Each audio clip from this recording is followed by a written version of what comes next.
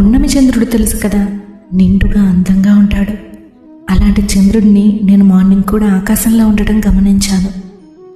అలాగే అందమైన సూర్యకిరణాలు ఇంకో పక్క, మధ్యలో ఇంకా అందమైన ఒక పర్వతం ఉంది. అదేనండి మన ఏడుకొండలు. అప్పుడెప్పుడో అన్నమయ్య గారు కొండలలో నెలకొన్న కోనేటి రాయడు వాడు అని కీర్తించారు కదా.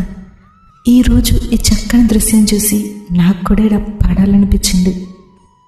సూర్య చంద్రుల నడుమ సరసుగా కొలువైన మన వెంకటేశుడు,